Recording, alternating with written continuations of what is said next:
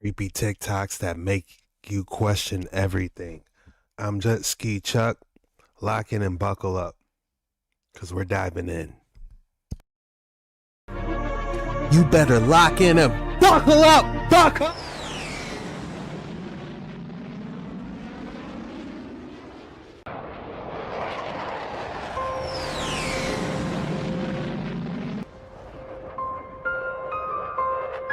Because we're diving in.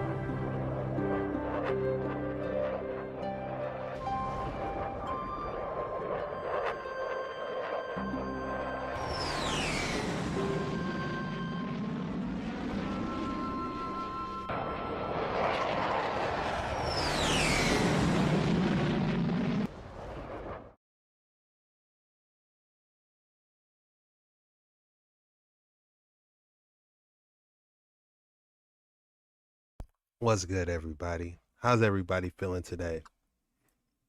Hope everyone's doing good. We are in for another exciting live video. We got some juicy ones today.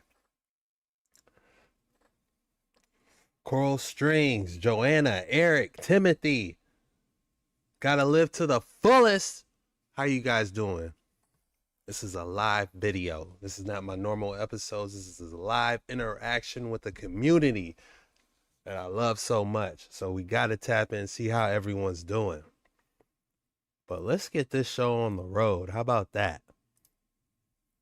We'll start off with some light work and turn up the heat when more people get in here. How about that? Wayne in the building, official Dark Waters 9 member. Wayne, sleepy time with the orange life vest. Let's go.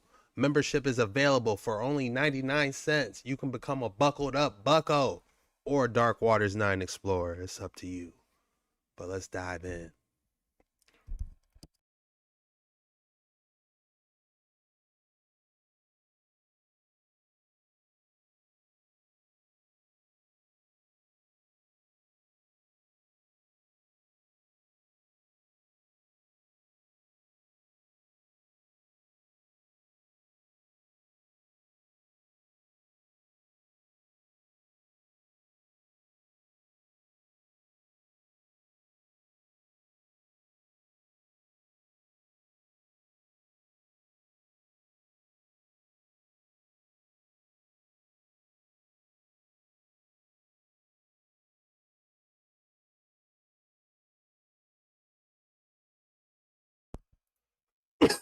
We had to get some sound. This is going to be an epic adventure. We're wandering into the tunnels of this palace. Oh my. Now it says palace, but I think it's a Tartarian structure. Keep that in mind while we're watching this. This is a ancient Tartarian structure that we're going through to start this off. My God, I've never done something like this before. It's a big room. Oh, be careful, it's flooded. No, it's not flooded. Oh. Oh my God. Oh yeah, everyone, I'm good. My power was out, man. My power's back. Everything's back restored. They look like they trying to get things back to how it was. You know, as long as I can get back on these waters, we good. You know, everyone be safe, man. These winds is getting crazy. You know, the winds was going crazy. We're seeing trees go everywhere. Man, it's crazy out here. Joanna with the $9.99. Hope your power doesn't go out again. We missed you yesterday. Joanna. I'm going to post that, Joanna. Thank you so much for the $9.99. Let's go.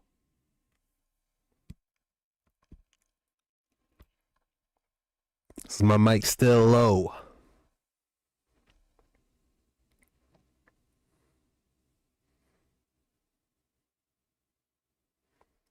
Mike's okay? All right. Let me post this quick dono.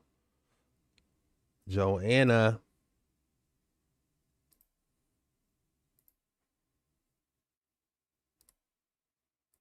Bow. Thank you so much.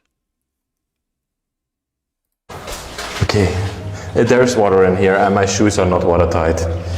Look at my shoes. They're just sneakers. I'm gonna probably have flooded shoes after this, but I'm just gonna go through it. Oh. You good? I don't want to go. Frank with the $10 donation. Let's go, Frank. You know I gotta leave you in there. Frankie. Let's go. Thank you so much, guys. If we have to, we really have to. This scared me. These are new shoes. It gets really narrow here. There's a one way to the left and one way to the right. And one way straight.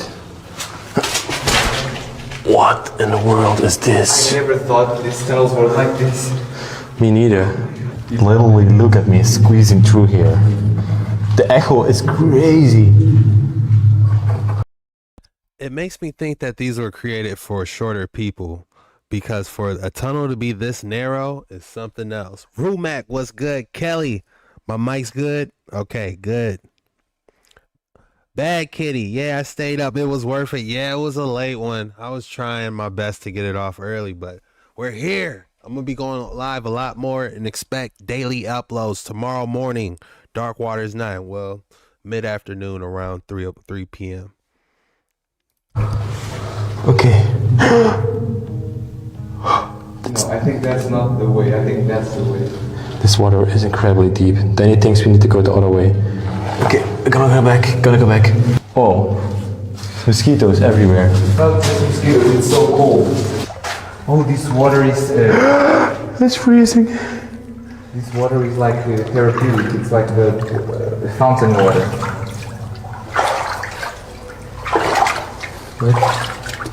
Oh my god. We're inside of the well. The big chapel in the middle of the property. All right, if you guys are just joining us, we are exploring this ancient Tartarian palace. They are inside a well. We're going to go all through it just to start it off. Gotta live to the fullest with the 1999. Let's go. That is huge. Gotta live to the fullest. That's much love. You know I gotta put you up there. The well. We're in the well. Water. Oh my god. We're in the well. Where are we gonna end up? That's the question, guys. Oh my going god, into so many mosquitoes. Yeah, be careful. Watch out. It's the land of mosquitoes. You're going into some sort of a lush garden. Wow! Whoa!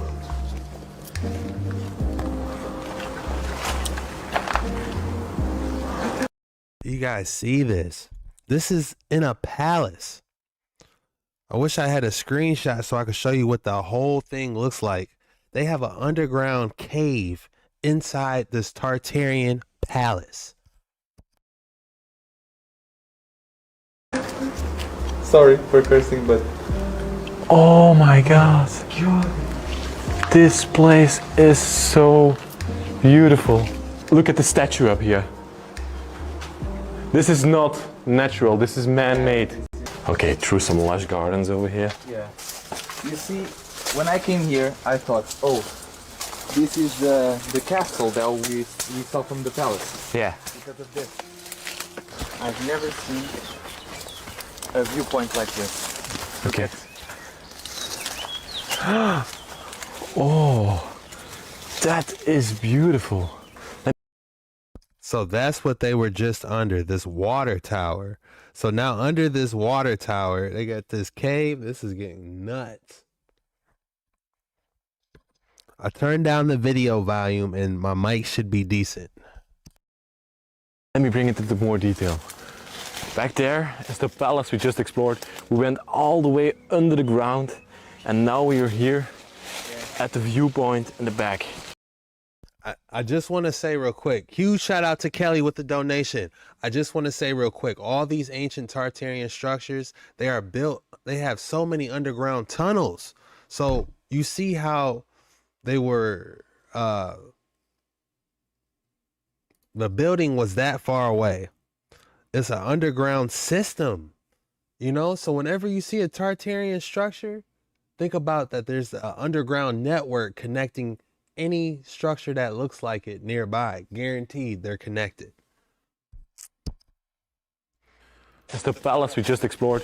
We went all the way under the ground and now we are here at the viewpoint in the back. Oh my gosh, there's so much stuff in here. Let me just see. Okay. And this was a little lookout point over his whole property. Danny, I just saw something. There's literally a stairway going down here. It's just hidden away. I'm gonna explore it. Oh my gosh, there's lots of mosquitoes. Watch out. What? We're going back into the tunnels, I think. But how? The tunnels were up there. This is deeper. What is this? Look at this. More tunnels leading to all secret places. Coming into some sort of a big cave. Today we will venture through the forgotten lands of a Portuguese palace. A Portuguese palace. Jackson, welcome. Guys, be sure to hit that like and subscribe button and share. Facebook, Instagram, all social medias. Check this out. This is the location that they're traveling in. This is just a section of the property. They didn't just let this Tartarian palace go to ruins, but it's actually beautiful if you look past the rubbish. But, you know, it's still beautiful, you know, with the land overtaking it in a natural sense of way. That once used to belong to Mr. Jose. Hundreds of years of history unfolded itself in front of our eyes. Mr. Jose was a well-respected man. During his lifetime he even obtained the title of Count.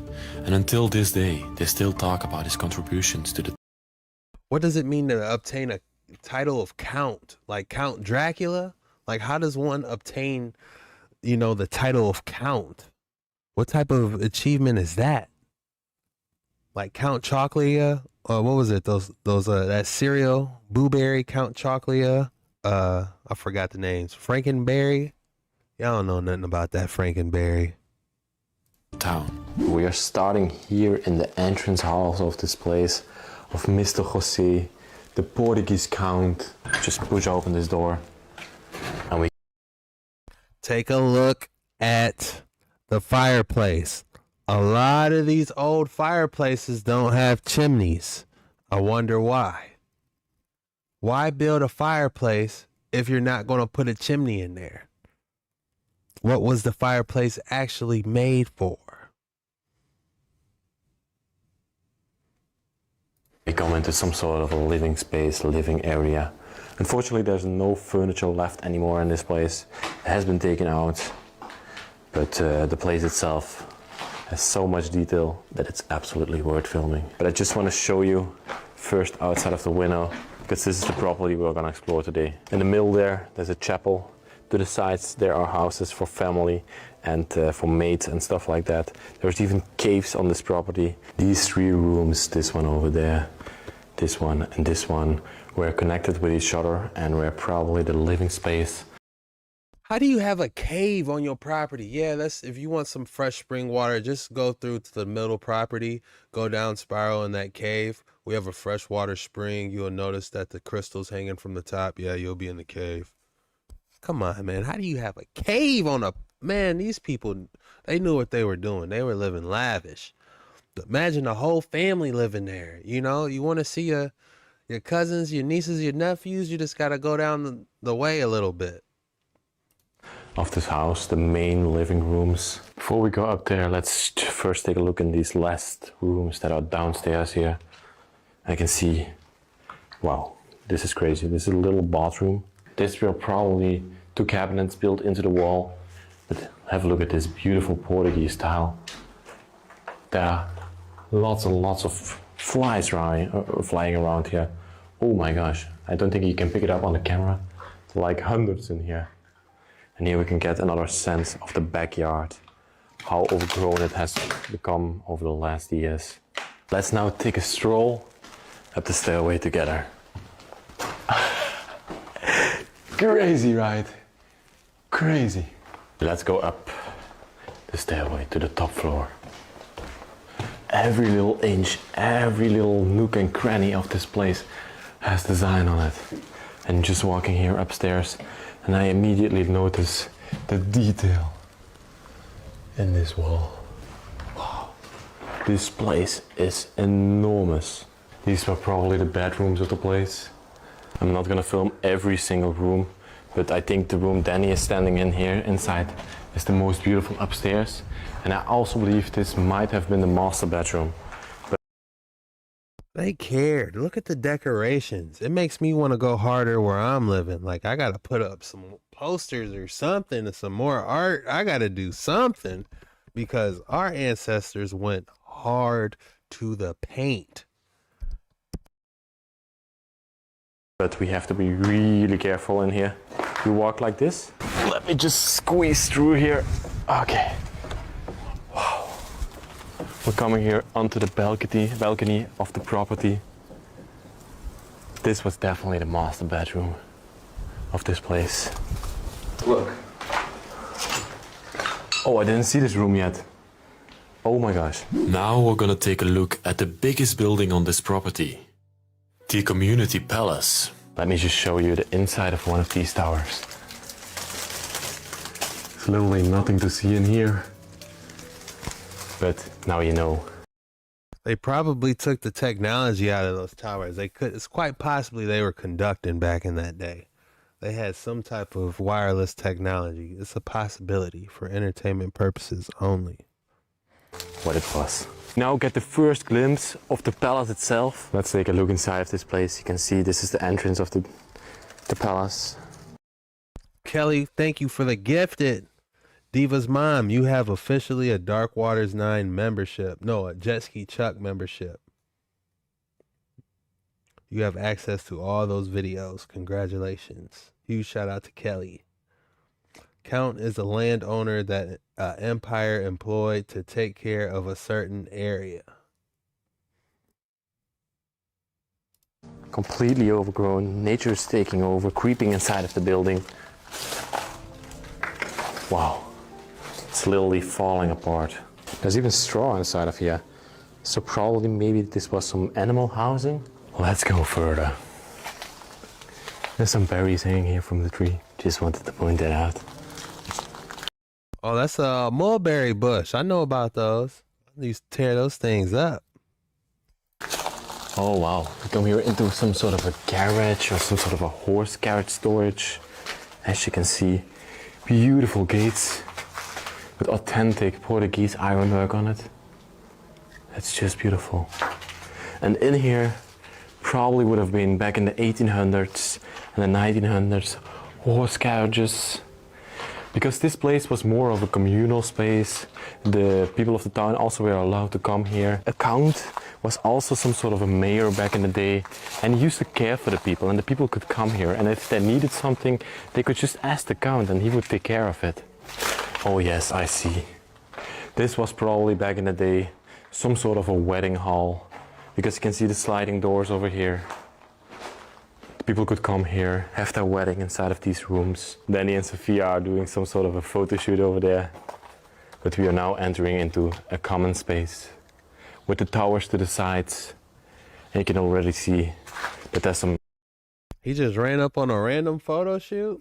Wayne with the gifted membership. Let's go. Congratulations, David. You're gifted.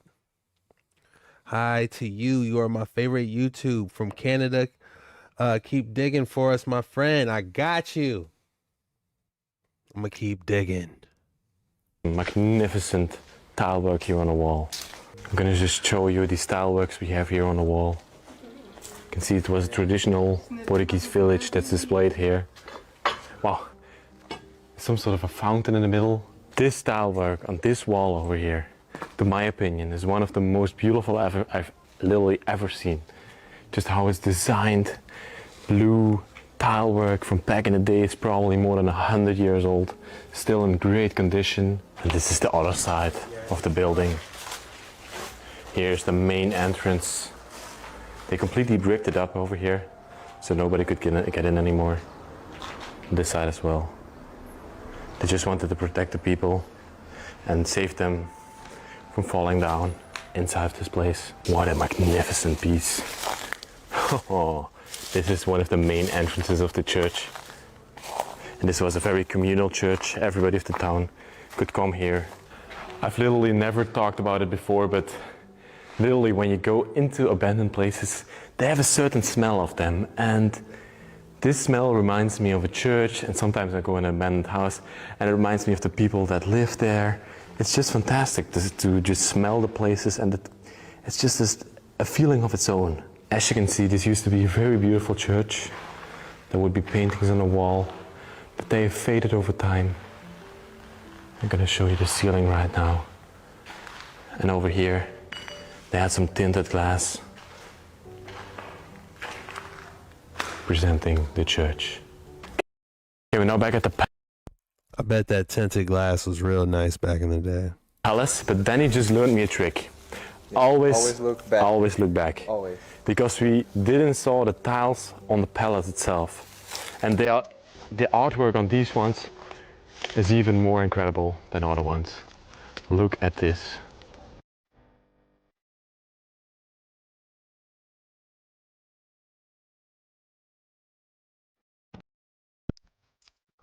Castle. Look how breathtaking that is. All right, guys, it's time to turn up the heat. Tanner by the Sea is in the building. Let's go. Diva's mom.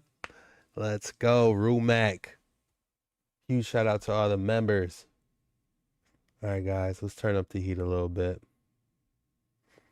Off subject, I wanted to say that there's some weird weather here in northern Minnesota. The night before last, it was raining, snowing, thunderstorms, lightning, all at the same time. Yeah, I'm going through something similar myself. You know, it's been chaotic, you know. I hope you guys got generators, you know, you got to be prepared. You know, you got to have your candles on deck. You got to have all that, you know, because you never know. Got to be prepared. All right, guys. Let's keep it rolling. This next piece is by My Lunch Break. I'm a huge fan of My Lunch Break. Be sure you guys check him out. He's always dropping dimes, huge gems. I mean, I'm thinking like we're playing basketball. He's dropping gems. You know, I always look forward to what he has to say. And so let's take a look at this one together.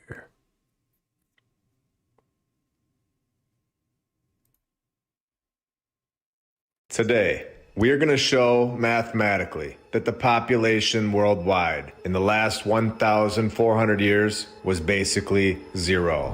When the mainstream history tells us that at the exact same time period, where basically nobody was here, they were building palaces, castles, and cathedrals. And before we expose the population lie today, we have to get an understanding of how this all works, from the bottom up. Welcome to Reims, France, where we hold one of the most incredible structures in the Where does he get these photos?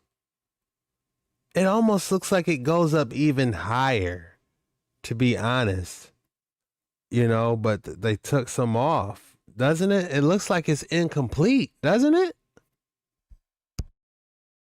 world, and it's under investigation today. The Reims Cathedral, where we are being told that the construction of this cathedral started in the year 1211, where this is 813 years ago. Now, in the USA, they can tell us that these type of cathedrals were built in the 1800s. So they're at least trying to fit this type of construction into this mainstream timeline that we're given today. But when we go over to Europe, They just don't seem to care one bit. They'd throw dates around, and everyone just accepted it for years. Could you imagine that next week, any city in the world tells us that one of these are going to be thrown together? I think the world would be shocked. Yet, when we are told that this was built 813 years ago, in the year 1211, we all just said, yeah, that sounds like a good year.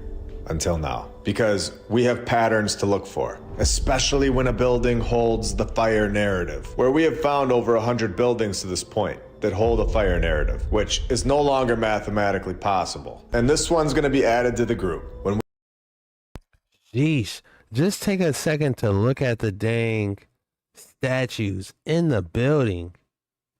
You know, the imagination and creativity they had of these buildings. Like, I know they're lying to us, but at the same time, I'm just at marveling at these structures. I mean, look at it. You got how many figures up here? 1, 2, 3, 4, 5, 6, 7, 8, 9. It looks like he's holding a sword going down. 10, 11, 12, 13, 14, 15, 16, 17, 18. You got almost 40 people on this building that you probably wouldn't even see unless you really looked at it. The longer you look at it, the more you will see.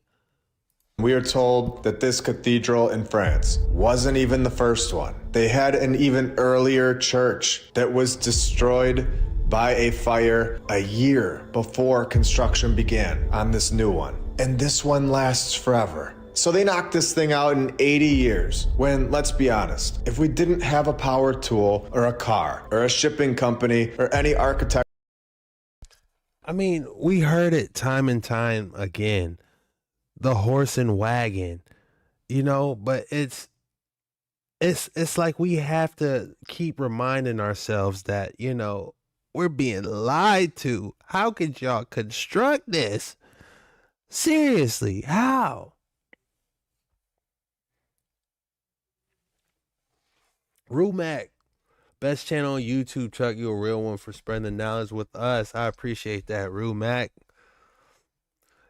If after watching all these, and if I had to look at this and I had to tell you how this was really made, I can't even, my mind can't even fathom how it could be potentially made. But my best guess is they had a foundry and they had some master machines, some type of technology, and the airships dropped these like Legos, piece by piece. Like this was one piece. If I can get my mouse to pop up. But if you look at the top right, let me see if I can get my mouse to pop up. Yeah, here it is. If you look at this, this was one piece. This was one piece. This was one piece. This was one piece. And then it just was built like Legos, you know, and they had these airships stack them. That's the best I got, because nobody's going to climb up here and dangle off of a scaffolding with a rope and sit there and chisel into marble this structure. I am sorry. Nobody's going to do that. Somebody did that on the ground, and then they were able to get this brought up and stacked like Legos. Tartaria is based on Legos. You heard it here first. I mean, Legos is based on Tartaria. Training processes today. Do any of us actually believe that our civilization would just knock this thing out in 80 years? Realistically, I'd love to know in the comments below how long you think this building would take today. I'm interested to see what you all think, especially because we're being told that this building was built over 800 years ago. The fact that we can see these buildings all over the world, they're still here. It's not like. And if you want to say giants, let's go back. If you want to say giants, even if you had, you know, like, let's say how big is this structure? You're talking about it's hard to say because we can't get a full picture. But here we can get a full picture. So if you're saying giants, this is the size of a normal human being. So you would need some people, you would need probably 2 giants. You would probably need about 4 or 5 giants this tall. You know what I'm saying? To be building this. You know, but why would giants build something like this and they couldn't get inside is the question. You know, you got to ask yourself that too. If you got these giants building this, how come they can't get in? You know what I'm saying? So it's like, if I'm gonna build something, I'm gonna make sure I'm fitting it inside. That's just, you know what I'm saying? Like, could the giants have that much love for humans that the humans would be like, all right, build this for us. You know what I'm saying? So there had to be some type of relationship maybe for them to do it. But because we do see giant doors everywhere, but not big enough for a giant to stack these boys. Like, say if this was stacked up here, you know, it's tough, y'all.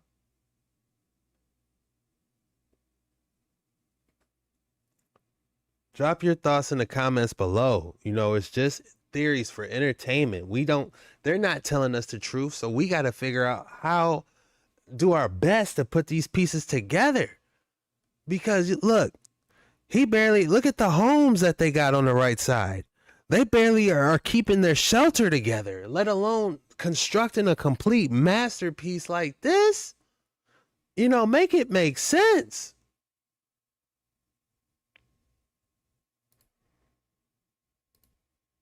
Interested to see what you all think, especially because we're being told that this building was built over 800 years ago. The fact that we can see these buildings all over the world, they're still here. It's not like I'm talking about something that's a hidden mystery. We can all go there and look at it and then compare it to the buildings that we produce today, which is supposedly over 800 years of evolving and advancing, and it's not even close. So let's think about this for a second. We are supposed to believe that they had construction down, and it was perfect since the beginning of time, yet nothing else advanced. Only construction, building palaces, was the only thing the 1200s were good for, apparently. The problem is that the buildings are the only thing that are left from the 1200s, which is exactly why they're forced to make these dates up in order to try to explain them into our fabricated timeline. Whereas a car, or a watch, a phone, a plane, and a helicopter, they've all been here before as well. They just aren't built into the ground all over the world for all of us to see, when the buildings are. We are told that the designer of this cathedral was Jean de Orbais. And who exactly was this master designer? Starting at point guard, making his debut for the France National Historians,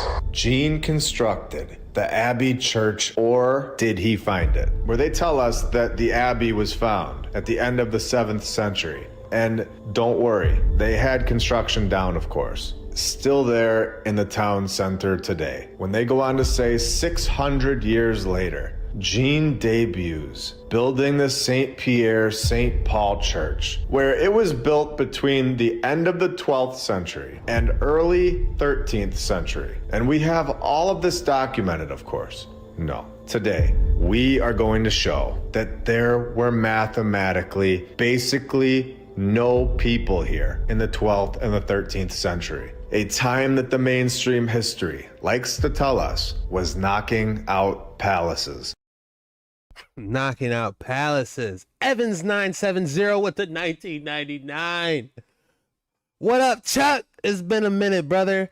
Had to go away for a bit, but I'm back home. Missed the video and missed our great community. Man, we got the best community on YouTube. I'm telling you, man. Who else gonna break down these Tartarian structures, these UFOs flying, these forgotten books? Who else is gonna knock out these Anunnaki? You know what I'm saying? We gotta stick together. So they were just throwing dates around, telling us that they constructed the St. Paul Church between the end of the 12th and beginning of the 13th century, from 800 years ago. And we were all just nodding in acceptance for 200 years, with zero documentation proving this. This is all based on trust. And this group that we're supposed to be trusting has proven to be pretty shady, where they tell us that the architecture is superb, particularly the facade with its 2 towers, the choir with ambulatory, with 5 radiating chapels. Interesting. And telling us that in 1835, that the population of this location was... Did you hear that? 5 radiating chapels? You mean they had etheric energy coming off for the whole community? Is that what you mean by radiating? only 1,000 people. And the population of England since 1801, the exact timeline that we're talking about here worldwide, from the beginning point of this fabricated mainstream timeline, beginning around 1776, was at around 9 million people. It has grown to over 56 million in just the last 220 years. So if we do the math on this, the population is decreasing at a rate of 83.92% in just the last 220 years. And this fact alone should get everyone thinking. This stat shows that in the year 1141, the time period that they're talking about here, according to the math, based on data that they're providing, the population of England would sit at 37,898 people. In the entire country, having only 37,000 people in the year 1141 and knocking out palaces is not mathematically probable at all. You would think that there would be a single argument that goes the mainstream history's way. You would think that if their tales were true, this type of stuff would not happen. Yet, every single time you go deeper, there is yet another flaw. The worldwide population mathematically was basically zero based on everything that we know and have seen. In my opinion, I believe that anything before 1776 is basically fabricated and an attempt to fit into this timeline that we are all in. And this is when we take it a step further and we go to Spain. And according to the worldometers.info, Spain's population sits at roughly 47 million people, growing around 18 million people in the last 69 years. This drop off of people is so dramatic worldwide that, in my opinion, proves that the beginning of our timeline, our batch of people, was simply not that long ago. This is according to their math, their numbers, that anyone in the world can go look at. These people of the 12 and 1300s were supposedly also without shipping companies. They were without power tools, no light bulbs, and suffering. Again, they give us these stories of the past and tell us that there were events. They tell us all of these things where the population was this and that. But at the end of the day, we are not 100% sure that these stories from the 1300s are true. The whole, what was it? The Industrial Revolution is, come on, man. They pulled a fast one on us, didn't they? They said, oh yeah, all that was the Industrial Revolution. Oh, okay, bet. I was wondering how that skyscraper got up there harvesting that etheric energy. Oh, that was the Industrial, silly me. So the only math we can go off of is what we are provided from when we are actually here and documenting it. And now we can do the same thing with the worldwide population, where the population is decreasing at a rate of 66.1765% every 69 years. The rate of the population worldwide should not be increasing or decreasing by 66%. This is obviously showing that there's something going on. At this rate, 1886 would have realistically only had 928 million people, and 1817 worldwide would mathematically already have been down to 314 million people. And this is information that is provided to us, sitting right here in front of our faces, where they, in my opinion, were just waiting for us to find this. At this point, I think this is a game to this group to see who can figure this out. All of this information is all here provided with clues. All we have to do is simply look. The math doesn't. Just give them the Super Bowl. Let them get their halftime performance. Give them the sports. keep them occupied, man. Throw some drones up, man. They're reading the population numbers. Throw some more UAPs up in the air. It's not enough. We need more distractions. Lie. The worldwide population would mathematically drop down to only 106 million people in 1748. In 1679, according to this math, there were only 35 million people here. Worldwide, the population in 1610 would have only been 11.8 million. 3.9 million people in 1541, and if we bring it all the way back to the year 1200, 800 years ago, the exact same year that the mainstream history is telling us all about, like they were there and saw it happening themselves. They saw those 1200s and 1300s people just smacking those stones right into place, and they're there forever. They are telling us Make it make sense. How could they build those structures? They just, Billy, lift that rock and, okay, call Jonathan over here to put that statue on that human. We need him to carve that statue perfectly on that 50th floor. Yes, throw the rope over there and tell him to get up there. No, they didn't do that. They didn't build it. They found it. that it was built at the end, not the beginning, but at the end of the 12th century at this rate, every 69 years, decreasing by 66% overall. Nobody is even here. Only 17,700 people worldwide, and this is all based on basic math and numbers that are provided to us. And if this is true, this completely disproves these stories, these tales that people in the 13th century were building massive cathedrals. It basically puts an end to all historical narratives suggesting that a population of basically nobody, more specifically 17,000 people worldwide, were as advanced or more advanced than we are today in terms of construction that we can still see today, yet being primitive, wearing night outfits, and fighting with swords, having zero power tools, no light bulbs, riding around on horses, and not having a single truck to ship millions of pounds of stone. No form of communication other than using their local raven to send messages to far lands, having provided zero factual evidence that they were ever even transporting stones. Did you hear what this man just said? He said, look, they're constructing buildings like these, but at the same time, they don't have the technology to communicate. They're using ravens. You know, where they tied a note on his leg and told him, call to go. Here, tell him we need 3 parcels of wood, 1 bale of hay, and 2 gallons of milk. You know, and they tied it on them, and then they threw the crow in the air. Those same people at that day and age are building these structures. That's what they trying to tell us.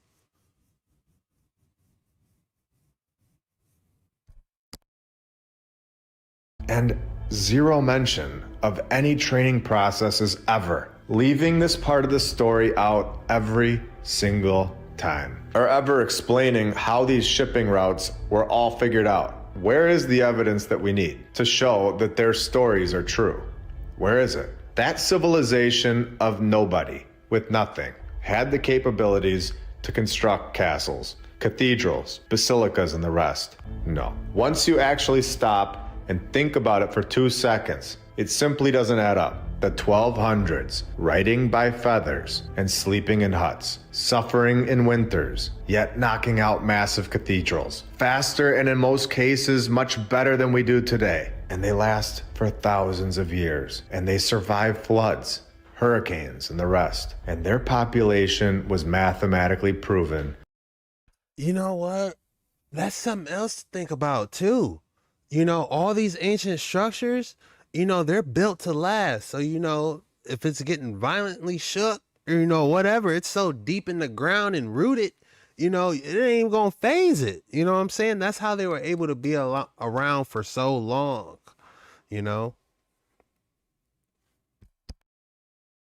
To be basically nobody. This tale that we are told is nonsense at this point. Now that we all have an understanding that the worldwide population, the math, is on our side, that this is not probable, let's continue to our bonus today. An ancient cathedral located in Athens, Greece. A photo that was taken in 1860, 164 years ago, where we have shown that the worldwide population was just over 300 million, nowhere near the 8 billion mark that we are told that we have today. A cathedral that was sitting on dirt. We're gonna zoom in on this thing and find something incredible. The detail on the front of this building is unbelievable. We know that Tartaria's flag was a griffin. We've seen this logo on buildings all over the world, which we have even seen in episode 40. And you gotta ask yourself, if they're building these and you're seeing griffins everywhere, obviously it's a correlation. There's a cross-reference going on here, you know, for entertainment purposes only. Don't come for me. This is strictly for entertainment purposes only. But the cross-referencing from looking at these griffins on these buildings is prominent. On the flags as well. What are y'all trying to hide? When we went to Wisconsin, as we get closer to the front of this building in Greece, we have a logo of the previous civilization. And again, these photos were taken in the 1800s in a collection by Nicholas Katsimpoulas. And here we have the Acropolis in Athens, Greece. And I was just looking at this area on Google Earth. Hold on, while we're on Sphinx, I gotta pull out my book because we're gonna go even deeper on that. The Sphinx and these griffins. Hold on a second. Let me show you something. Fire Marshal Bill.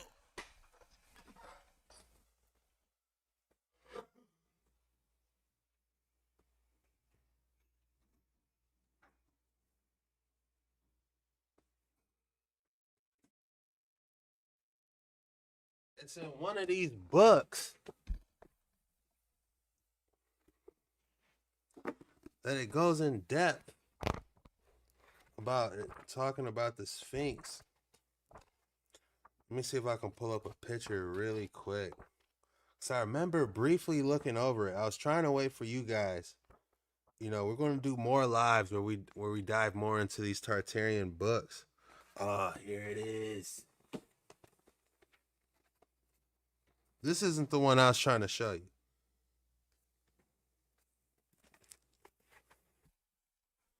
Look, you see it? When Tartarians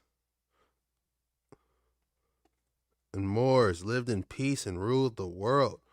There's them damn griffins. What is it with these griffins?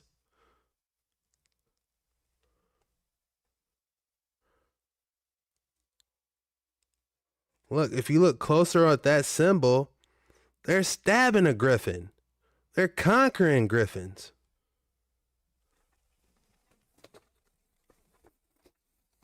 That's not what I wanted to show you.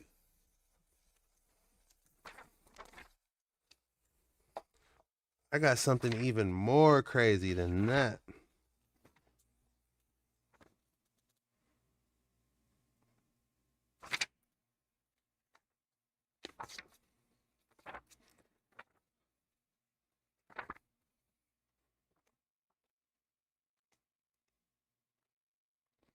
It's in my other book. I need to clean up. I remember looking at pictures of it.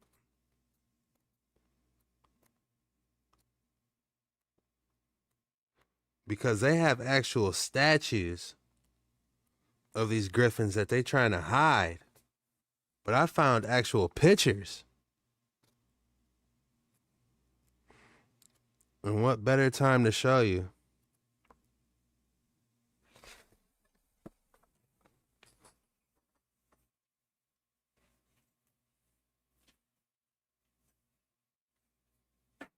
Is it in this one? I think I got it saved.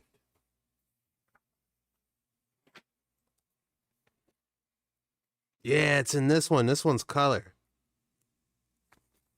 Look, I was trying to change the damn spark plug yesterday on my generator. You know, I couldn't get the spark plug off. And look at this.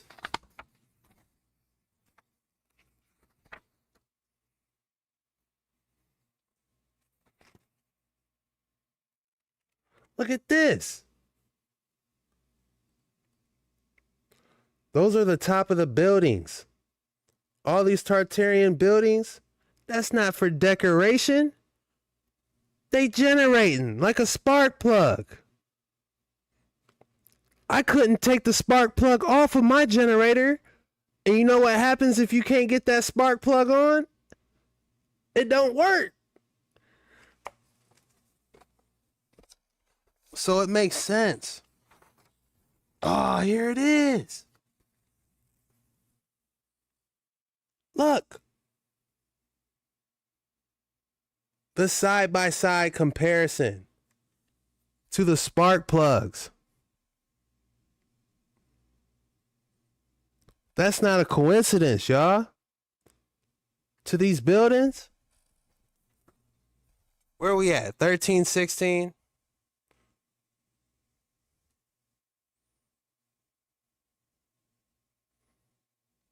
Let me pull up a structure real quick.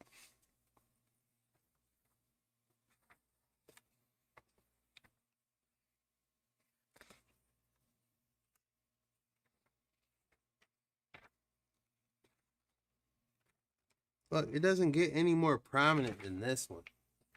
Look.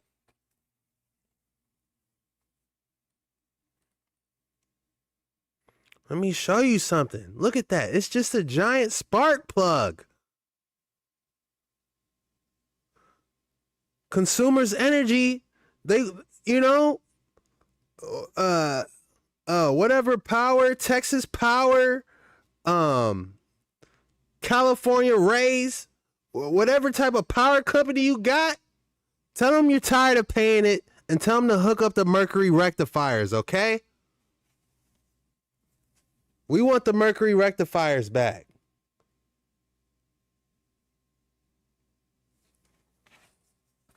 You see the spark plugs. But that's not even what I was trying to show you, man. It's those Griffins.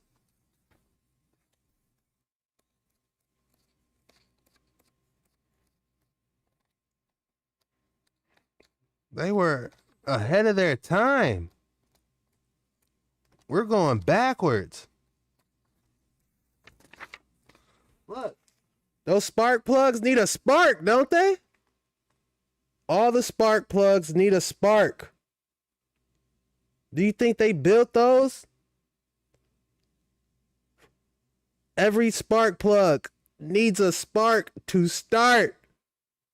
I can't make this up.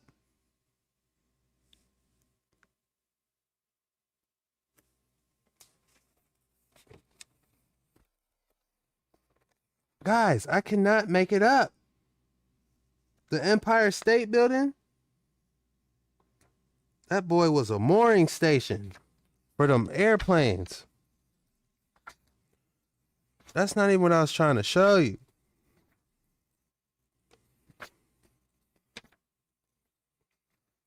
See, look. The Empire State Building, guess what flew up to it? An airship. That's how they probably built the Empire State Building, to be honest with you. They had airships drop it off piece by piece.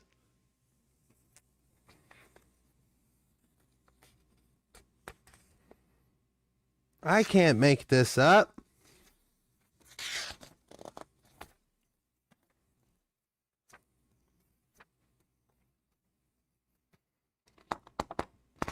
There go them Griffins. This ain't what I'm trying to show you, but I'm getting close. I can feel it.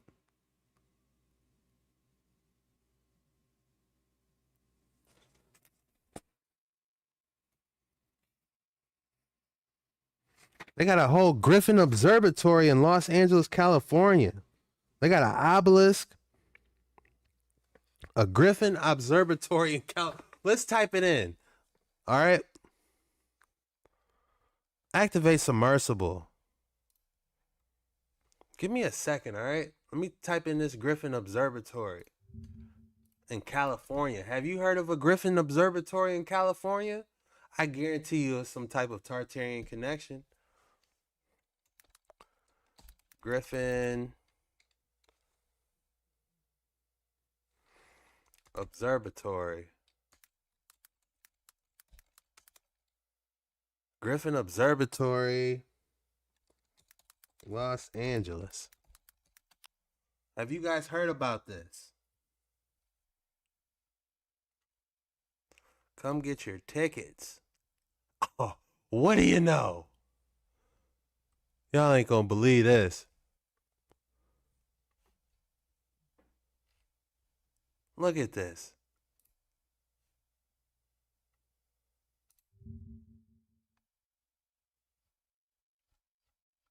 I'm trying to get a picture.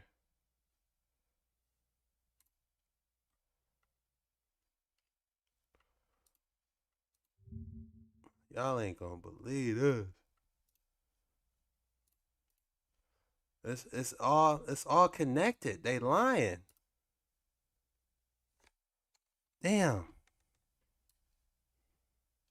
Look at this, y'all.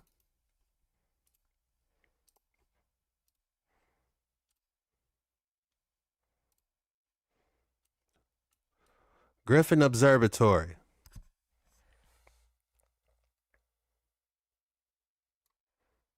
They probably found that mug too.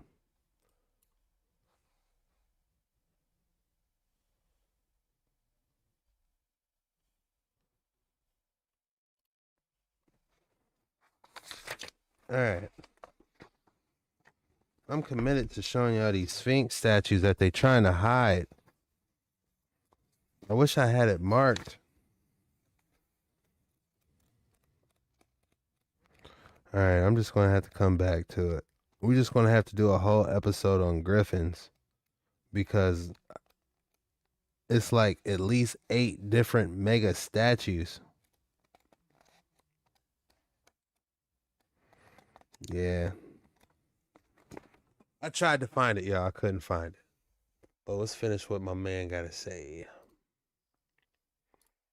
We got a lot of video left. It's a lot we got to talk about.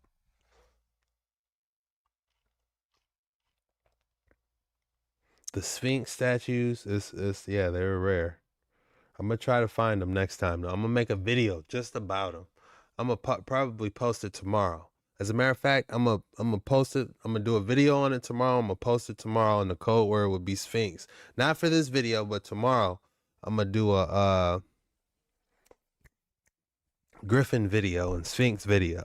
Nothing but Griffins and Sphinx. We're going to dive through there. I'm excited. I'm going to wake up, get my coffee. I'm going to be excited for that one. I'm like, I'm diving into Griffins and Sphinx. You know, expect that on the Jet Ski Chuck channel. That's not going to be a Dark Waters 9 episode. That's going to be a Jet Ski Chuck episode. Griffins and Sphinx. All right, y'all, moving forward.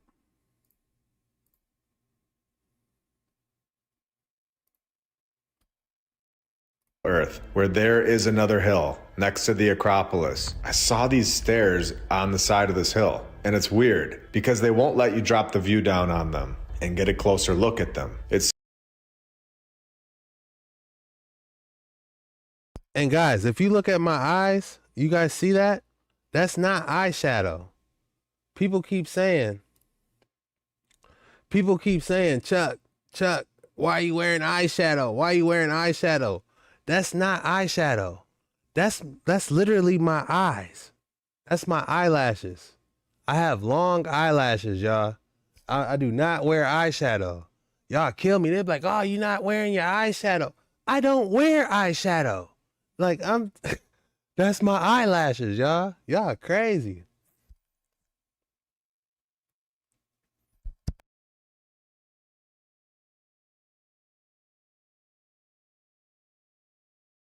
It seems to me like this grass and dirt is covering a much larger structure that we can't see, with the stairs being exposed on the side. It looks like it's been melted, and they've just built on top of it. It's very strange. So here at the top, that's where these stairs are. And down here at the bottom is the Acropolis. So you can see how close they are to each other. And before we even look at the mainstream narrative surrounding it, it should just show anyone in a split second that this site was clearly constructed by an advanced civilization. We have detailed columns all over the place. We have some sort of stage here, and we have a mainstream story that should be a lot of fun for us today. And now that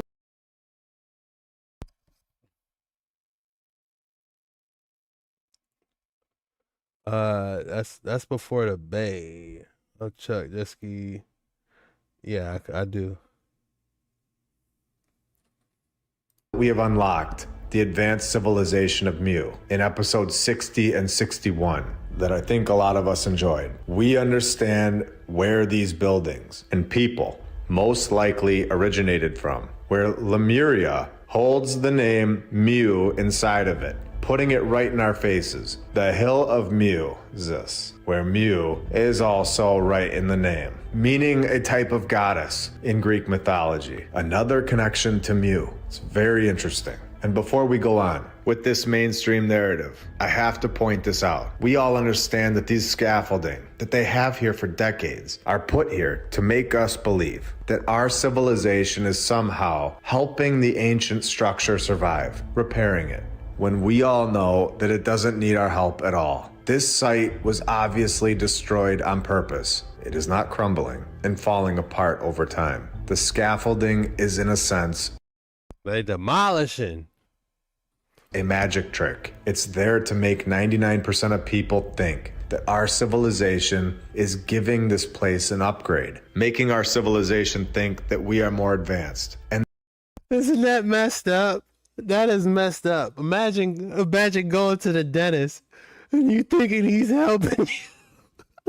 And he actually making your teeth worse. You know what I'm saying? This is terrible.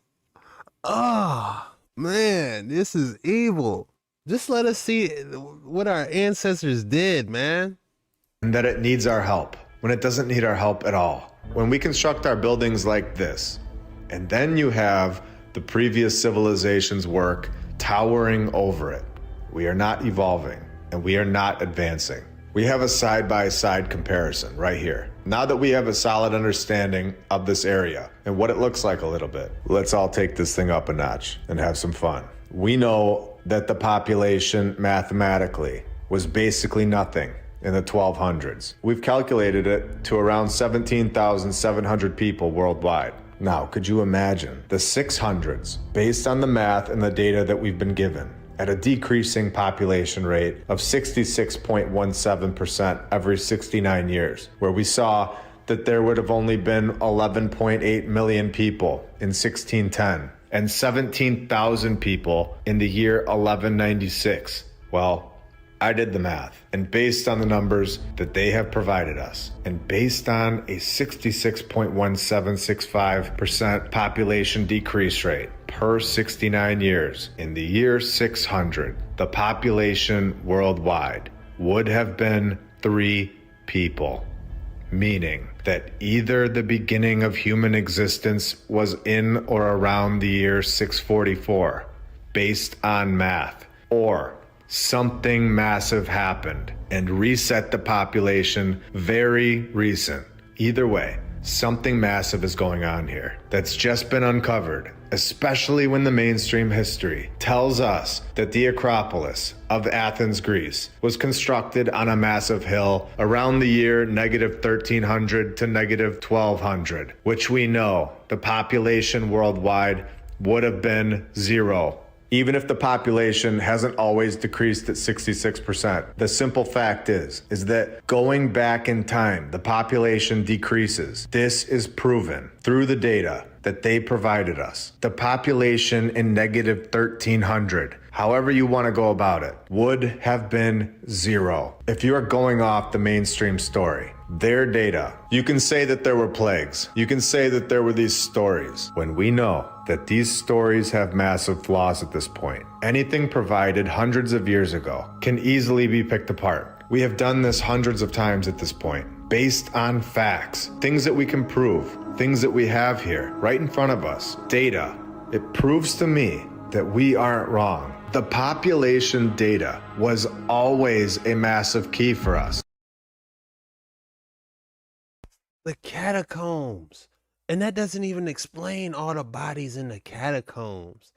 You know what I'm saying? Because if you got all these different populations that's like slowly building up and up and up. You know, how did all these bodies in the catacombs get there? At what point of history was that? That's not even counting them. The Paris catacombs. How many catacombs is there? Let me type it in before we bring it home. I got more for y'all. This ain't over. I got more. We just gotta see how many catacombs do we know of are there?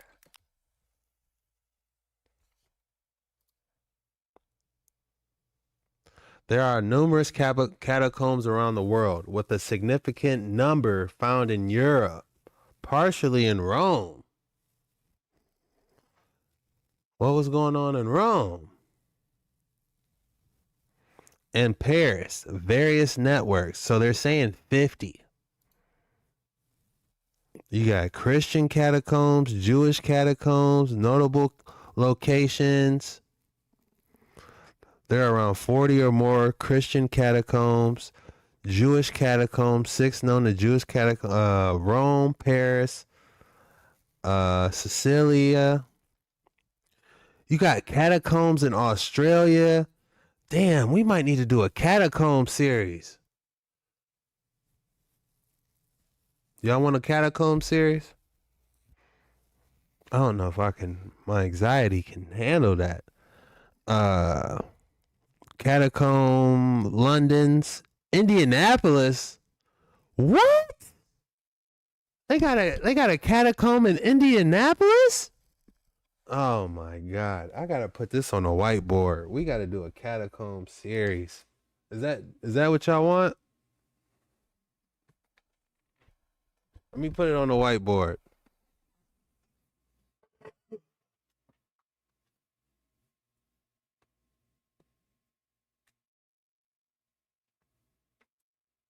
Catacomb series.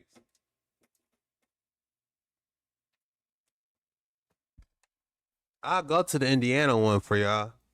I'll take my camera and I will go to the Indiana catacombs for y'all. All right? I'm not playing. I'll do it. I'm not scared. Who coming with me is the question. Where's my Dark Water 9 explorers? Are we going to meet up at the Indiana catacomb or what? Y'all scared. Y'all ain't going to do it. Y'all ain't about that. Like, y'all going to come? I'll throw a drone in there.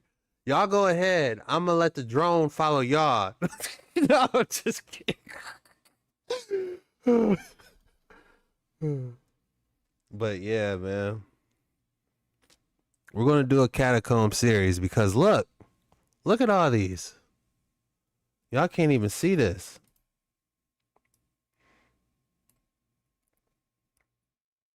All I asked was how many catacombs are there? Look at all these. 50.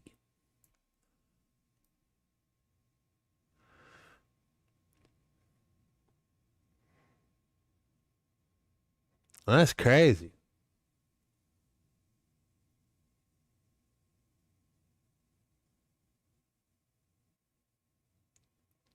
I'll go if you lead.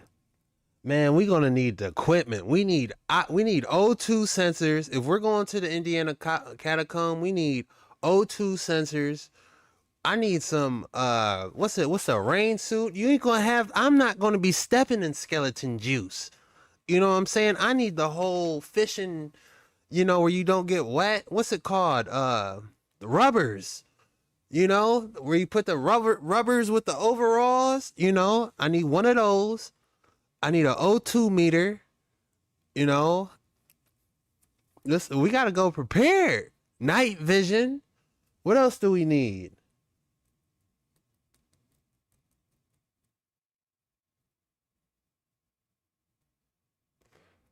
We need stuff if we about to go man. Yes.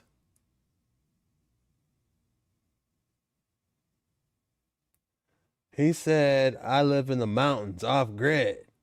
I highly recommend it if you're strong enough. Man, that sounds beautiful. It's called a wetsuit. Yeah, jumpsuit. There it is. But yeah, it was crazy.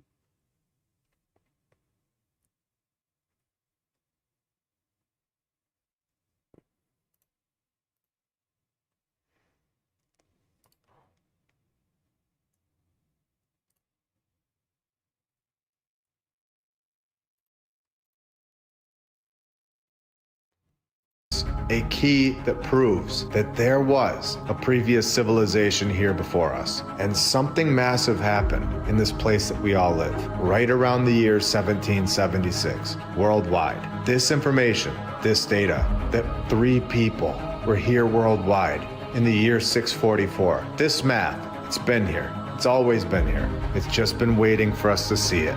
And now that we all do, we can all go much, much deeper. Much deeper. So deep, we about to go into Ohio, in an abandoned town. Yeah, I thought, go get some snacks. It's not over, you know? Helltown was founded by a group of Native Americans who tragically lost many of its people. As a matter of fact, before we go to Ohio, I wanted us to cover this one live.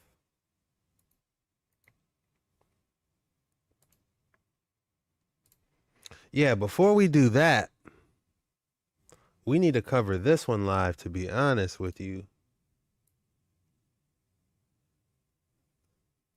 This was absolutely bonkers. This was featured on today's episode of Dark Waters 9. Huge shout out to Joanna James for this one. Tour in September 2022. This photo was taken this week on the most recent. Hold on, let me restart it. This one we need to talk about and dive in a little deeper.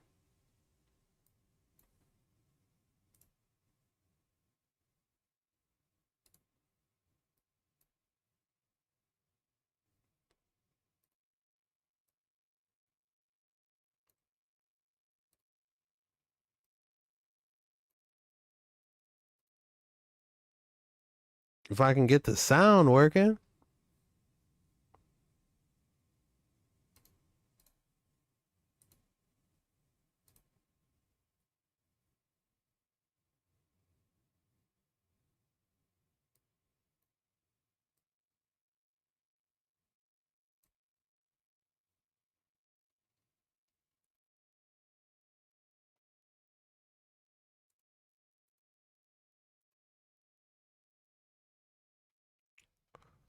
Come on, where are you at?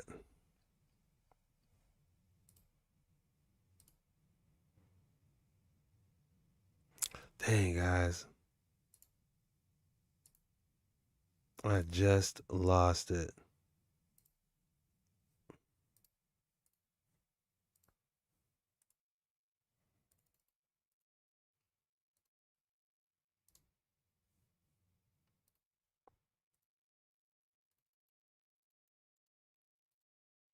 Play with some sound, why don't you? All right, I got an idea. Here we go. I don't know why I thought about that sooner. Around the second. There it is. I apologize, y'all. But this is a good one. I'm extremely interested to dive in and figure out who this is, what this statue is, to be honest with you. Weird stuff that happens around the Sekhmet statue in Egypt. This is part 2 of me trying to explain the weird anomalies. All right, I'm writing it down. Sediment statue. That happen when I visited a out-of-bounds statue in Egypt, because not only was there some pretty visceral, weird experiences, but also our cameras kept freaking out. And wait till you see the pictures. So where was I? This is a professional photograph done by a photographer who had his camera that he's had since he was 16 years old. And this camera is particularly good at taking very clear photos in low light conditions. He absolutely freaked out when he discovered that he could not focus his camera on this statue. And this weird, like, double exposed photo really baffled him. And he sent this photo off to his team back in Saudi Arabia to say, is there an issue with the camera? Is this a double exposed photograph of like two photos over another? Is his camera broken? What's going on? All right. First thing, looking at this statue, I can't. Is it some type of alien, reptilian? But it appears to be a real statue. Let me pull it up real quick for us so we can really look at it and digest it, because we like to dive deep on these waters. If I could spell it right, Sekhmet statue. They don't even want to show us. Ah, there it is. All right, guys. This is what we're looking at, by the way.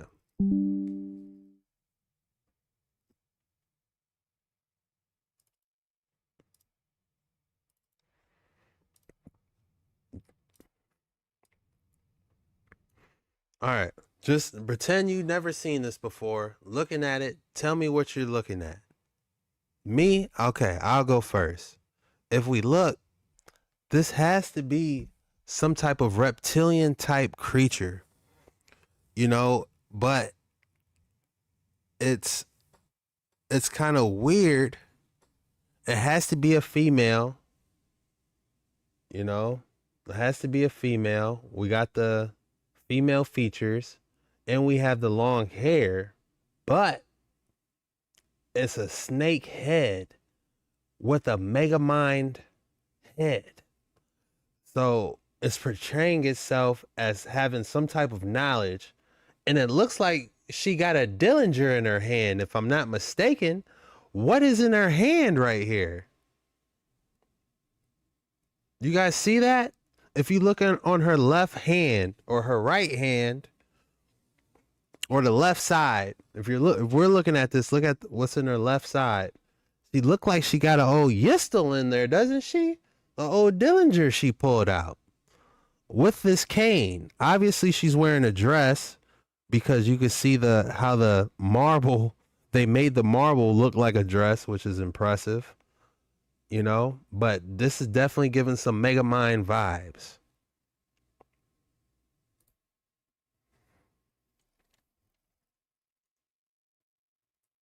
Oh, you said you wanted a size comparison? Don't worry, I got you. Look at this. We have some fellow explorers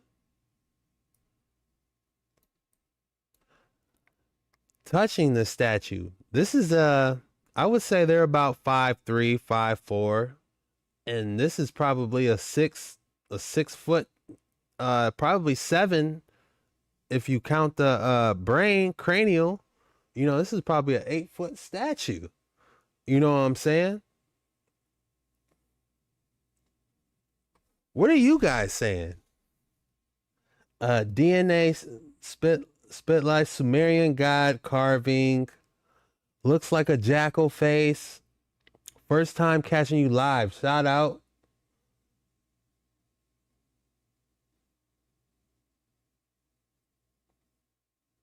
Dorcha with her membership. Let's go. My apologies for missing that. Yeah, guys. I wouldn't be touching it. You want to know why I wouldn't be touching it? Because watch what's about to happen on this next video. All right, let's go back. Let's continue the story now. We're looking at it. We dissected it and analyzed what this could possibly be. So let's move a little bit forward.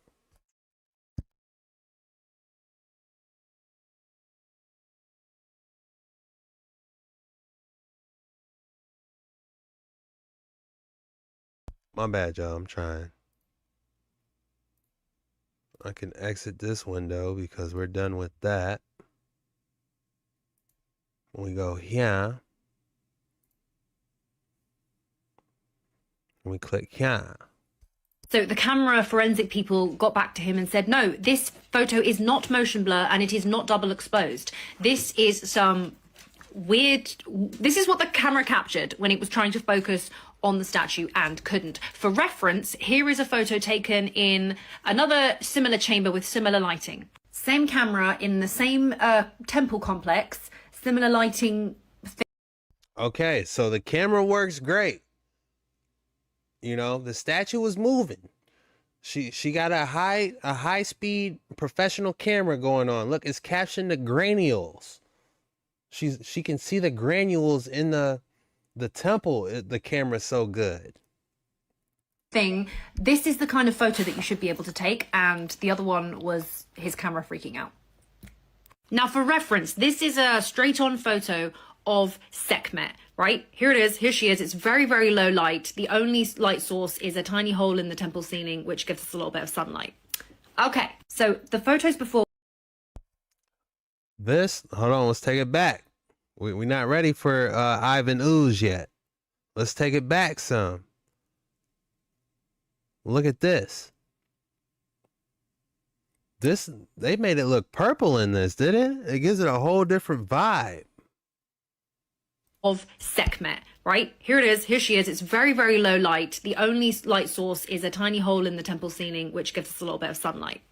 Okay, so the photos before were taken on my last tour in September 2022. This photo was taken this week on the most recent tour, also taken by a professional photographer with his camera. Now, at first, I didn't notice anything wrong with this photo, right? It's just a person who's walking in front of the statue and it's got a bit blurry. Except that's not a person. The man took a photo of the statue with nobody in the room. Guys, did you hear what she just said? She said nobody's in this room. And they took a picture and this Ivan Ooze showed up. What is this? Who is this then? If no one's in the room, who popped up here then? I was going to say Ivan Ooze, y'all. Y'all know who Ivan Ooze is?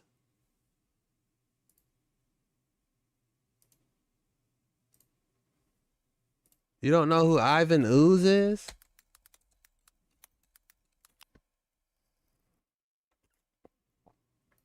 This is Ivan Ooze from Power Rangers. Y'all remember Ivan Ooze? Yeah. He was a bad guy.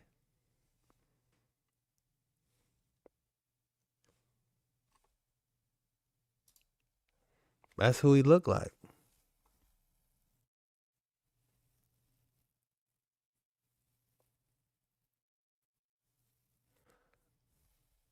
So, let's find out who he really is now, though. This is not a person. This is nobody on the tour. Okay, here is an enhanced image of the photograph before, and you can see that this is not like a solid purple. This was not a human that was in the room. Nobody on the tour was wearing a hat.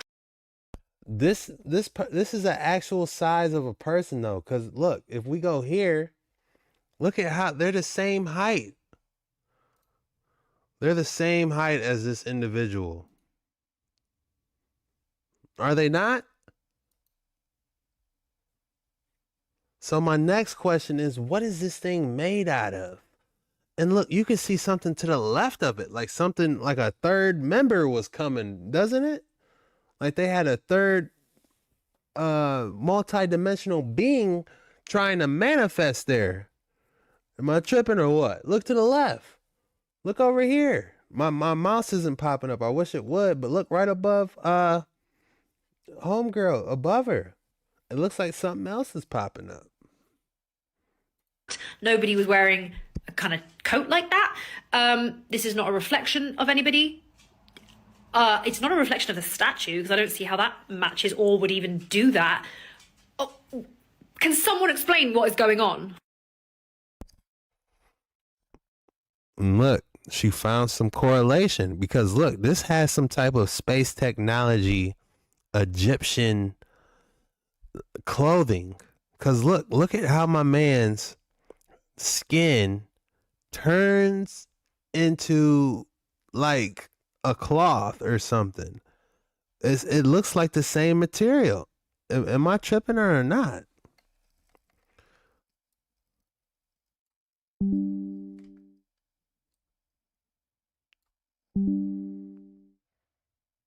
Now, I didn't believe in ghosts. I've never personally experienced like a ghostly supernatural experience, so I had no frame of reference. However, one of the Egyptologists that was on the group, when she saw this photo, she pointed out that this weird person here looks a hell of a lot like this Egyptian dude.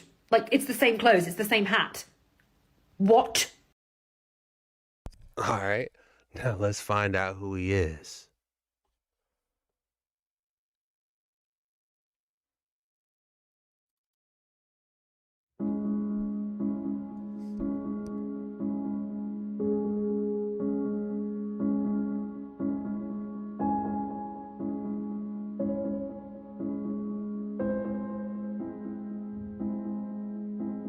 All right, let's do a reverse image search of the two images that popped up next to Ivan Ooze so we can indicate the right Egyptian statue or hieroglyph that could possibly be that multi-dimensional person that popped up in that photo.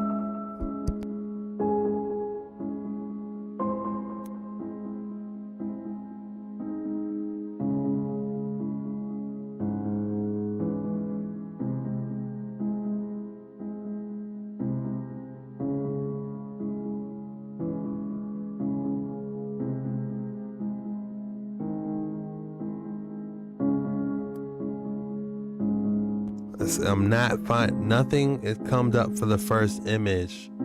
Nothing that really correlated to the image I uploaded.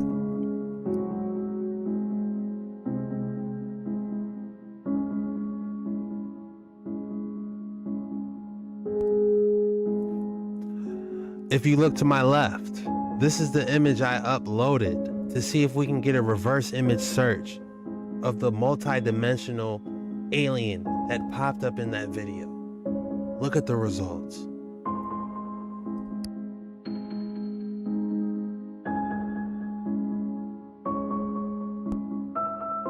We got some enigmatic sea people. Could it be this second guy? How do you say that? Hetsophosut? That might be him. Let me write that down. It could be him. It's a possibility.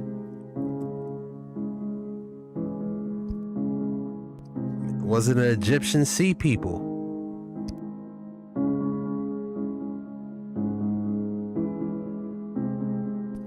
I could see some type of sea individual. I could see him driving one what's it called?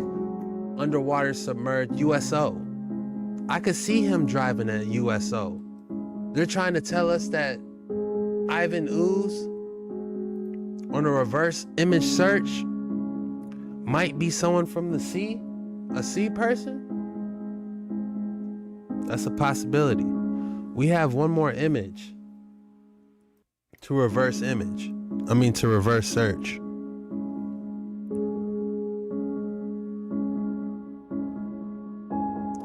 Temple of Osiris. Could this be Osiris?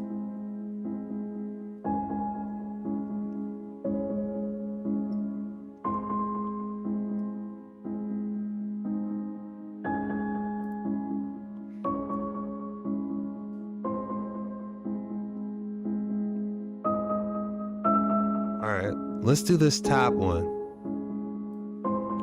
Let's reverse image search the top photo now and see what we can find.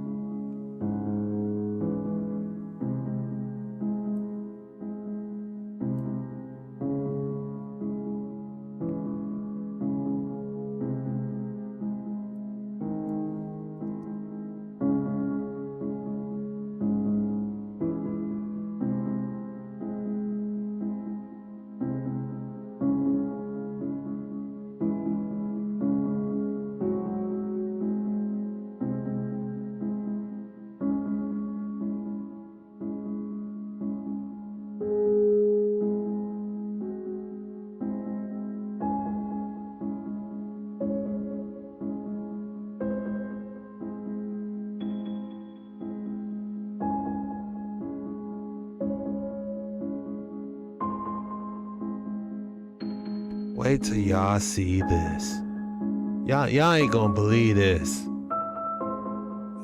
Y'all want to see this? All right, I'll show it to y'all.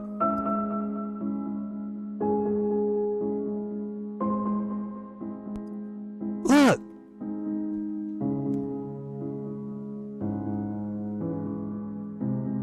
Have we found the culprit?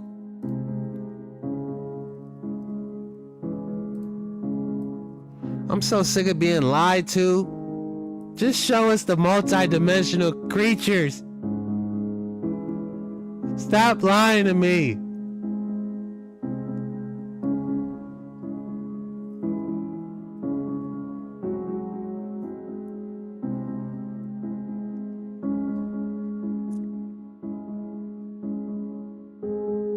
This has got to be it.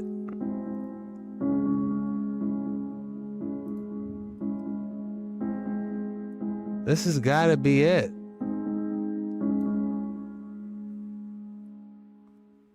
We need some different music for this one. Yeah, we need that number 2. No, not that one. We need that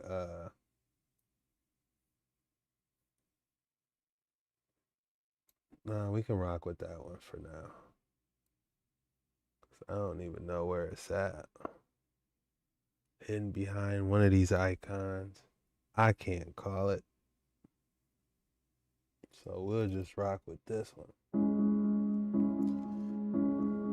Ancient Egyptian statue, New Kingdom priest.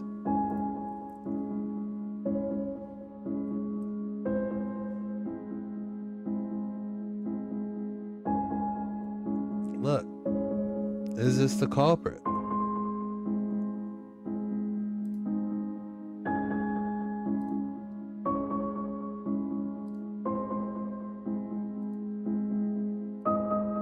You be the judge. I can do a side by side to make it look even better.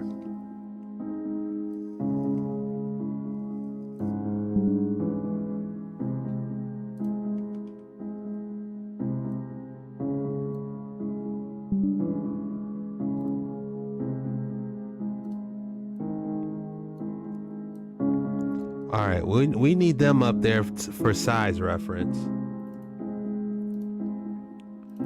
We need the main culprit up here so we can try to figure out who he is. And then we found who he could possibly be.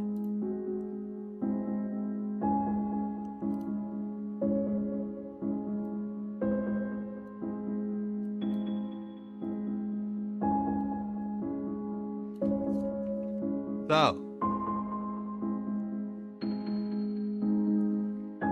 if we look over here, this is tough. Right there. Could he be that thing over there? This thing trying to see, I don't know what type of relationship that multi-dimensional thing, this middle dimension, I don't know what he has to do with this statue right here, because he's visiting it. What is he trying to say to the statue? I don't know. Drop in the comments.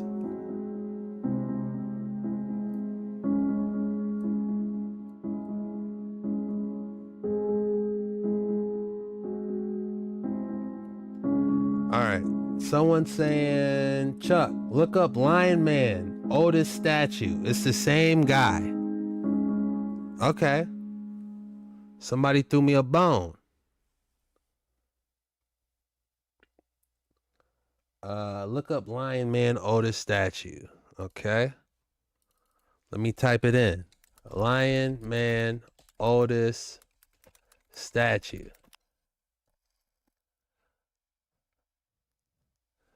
Okay. Let me guys show you this Lion Man statue. I see the similarities of it with that one. Definitely interesting. What else do you guys got for me?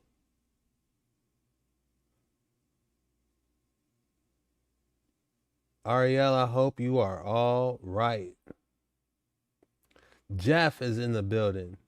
Apex, we should leave Chuck. Maybe that's why. Uh, we're good. Apex. That box you showed a clip of the other day had the Eye of Osiris all over it.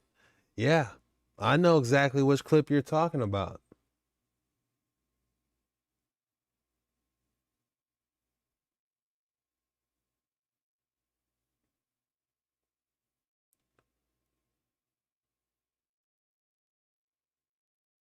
It's different. You know what, man? It looks like it because of the mask.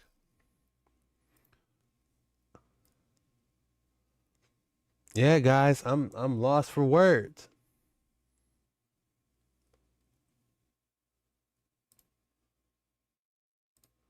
This is a mystery. I have no idea who this middle dude is. The best thing we get is ancient Egyptian statue, New Kingdom priest is all we get. Let me see if anybody is talking about him.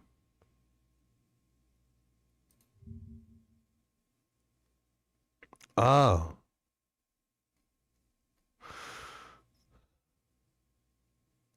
Okay. We have a name for it. Statuette Rome. What is that? Look, this is what it's telling me. The statuette in Rome. So let's punch that into Google and see what that says.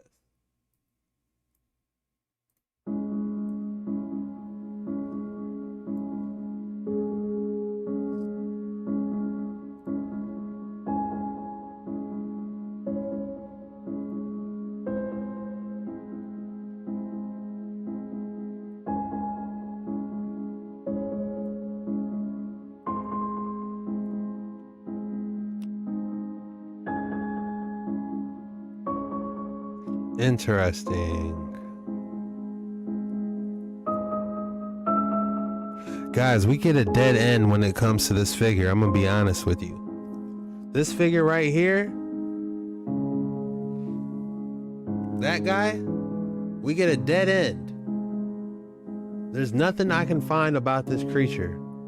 Where he's come from, if you look at his eyes, I don't know. The head is you kind of got the Mega Mind head, kind of resembling the head on this one. The elongated head, all of them have elongated head.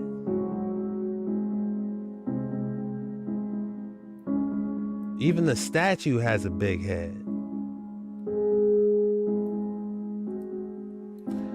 Look how she looks nervous. Look at how the girl in the yellow dress looks nervous. Like she shouldn't even be touching it, to be honest with you. She's looking at the camera like, you know what? I really shouldn't be touching this. My man in the maroon's trying to comfort her like, it's okay. We flew all this way. We have to do this. We cannot turn back. And the girl in the blue, she just like, I guess I'm gonna touch this thing. You know, they're not, they're not having fun, okay? They're not having fun. They're ready to go home. The trip needs to end. They're not having fun, all right?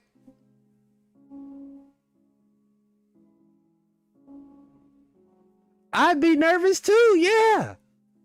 But I'm just telling you the omniscience that they're feeling from this photo. Using context clues. It's not looking hot.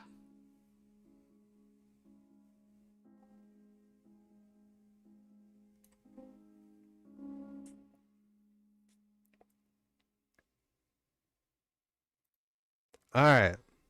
Somebody said, look up. Throw me a bone. Look up Emo Hotel. All right. Help me. Y'all gotta help me, man. I'm trying to figure this out. Who is this purple do-rag visiting this alien statue that these fine people are terrified of? Make it make sense. All right.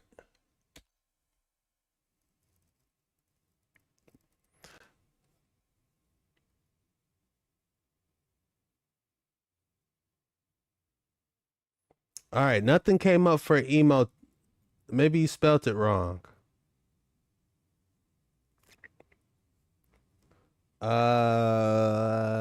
Shimon. It's Jaffa from Stargate SG-1. I need to watch Stargate SG-1, man. That's the season. That's probably the next thing I'm gonna watch. I'm probably gonna start watching Stargate tonight because I've been meaning to watch Stargate.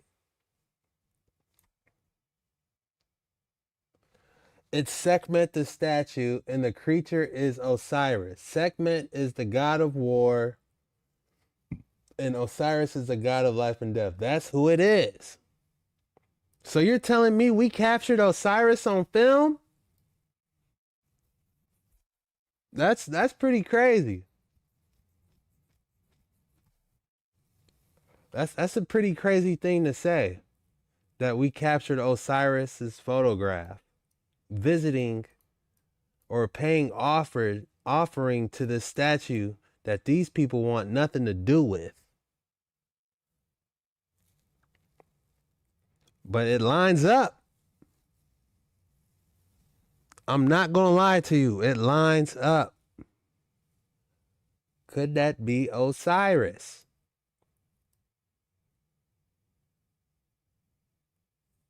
That's a mystery, y'all. I'm gonna be thinking about this for a minute. We need more answers. These waters, man, they just get deeper and deeper. The deeper we get on these waters, it just continues to get even more deeper. I don't know what to say. Not a reptilian creature. Jesky Chuck almost looks like one of those carvings from a Mayan Aztec pyramid. The one that looked like the ancient astronaut. Oh, that's a good point. I thought Osiris was green too, but maybe we was wrong. Maybe he's blue. Maybe they had it wrong. Maybe they originally painted him blue, but the color faded and turned into green. Osiris wasn't an actual person.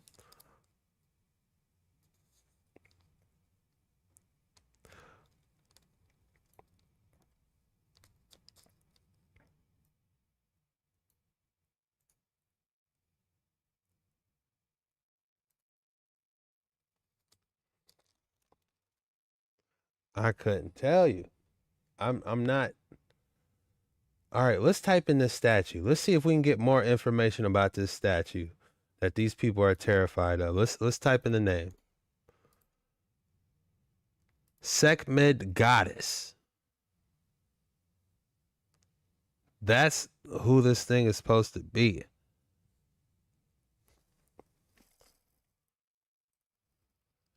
This is a depiction.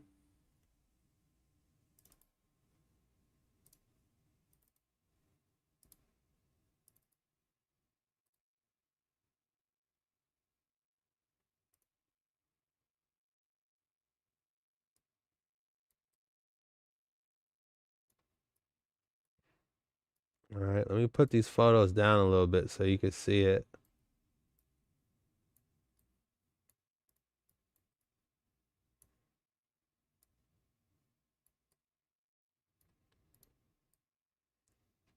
But I think this is one drawing of Sekhmet. She's on Age of Empires as a character you can play.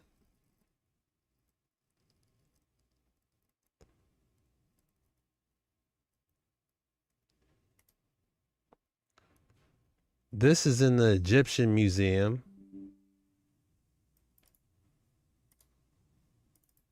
This is the same person, I guess. But this doesn't add up, okay? They say this is the statue of Sekhmet, right? Forgive me if I'm saying it wrong. But this looks like a reptile this one looks like a reptile. And they're trying to say Sekhmet is, you know, a lion / woman. That's the confusion here. So somebody's lying here. These aren't the two. You know, I'm no Egyptologist. This is all for entertainment purposes, of course. But this looks like a reptile mommy. This looks like a lion mommy. Okay? But they're both supposed to be the same goddess or whatever. Explain that.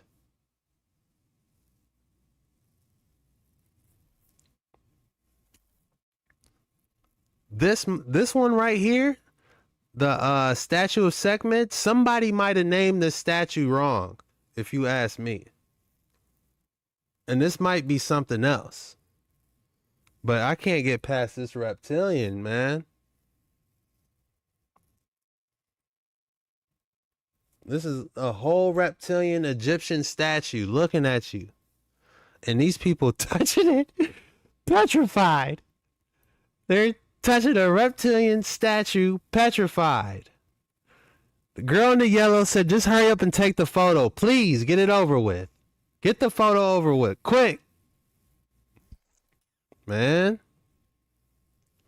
Make it make sense. Look, I type in Sekhmet, Sekhmet, however you say it. This is all that's coming up, y'all.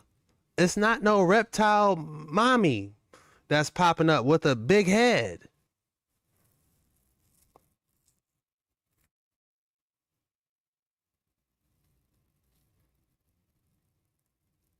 That's another thing. You brought up an excellent point.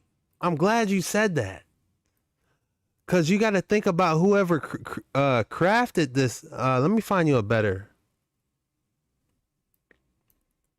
The statue, whoever crafted this statue. Look, this is a better version of it. Whoever made this statue, that was some great work. Look at the feet, the toes. They did a great work on the toes. You know? This was excellently done. What was it? Marble? We couldn't do this today.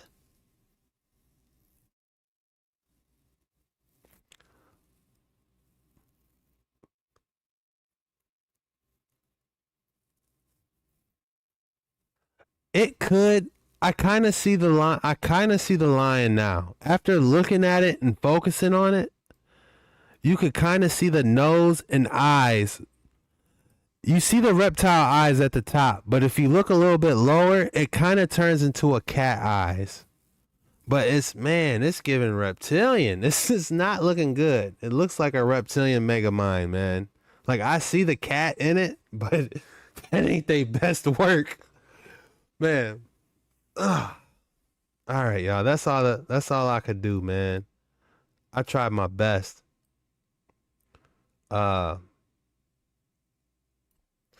If you made it this far, the code word is multi-dimensional being. Put multi-dimensional being in the comments if you made it this far, because we tried, man. We're trying to see what it was. That thing was crazy.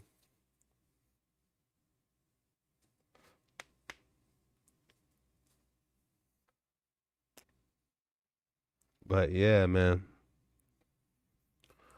Your boy's about to go and get something to eat. Jump off these waters. We're going to be right back on these waters, Dark Water 9. As soon as I get up, we're jumping right back on the waters. Be expecting that griffin and that sphinx. I got it written down on my whiteboard. It's coming up tomorrow on Jet Ski Chuck. I might do that live. Do y'all want that live or do y'all want that an episode? Let me know in the comments, because we can do a live with the sphinx and the griffins and dive into Tartaria. We can do that live, or I can do an episode. But be expecting a Dark Waters 9 episode tomorrow around 4 p.m. Eastern. It's your boy Jesky Chuck. I love you guys. This was creepy TikToks that make you question everything, man. I'm gonna try to go live four days out the week, or post 4 times a week on Jesky Chuck. On Dark Waters 9 is every day. I'll keep y'all updated. Peace out. Be sure to hit that like and subscribe button, and follow me on Jesky Chuck Gaming, because I'm gonna drop some heat over there too.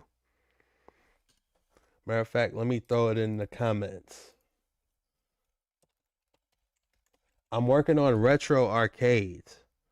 Guys, I have a retro arcade project. If you're interested in seeing my retro arcade project, I'm converting old retro arcades. Check out Jesky Chuck, my second channel, Jesky Chuck Gaming.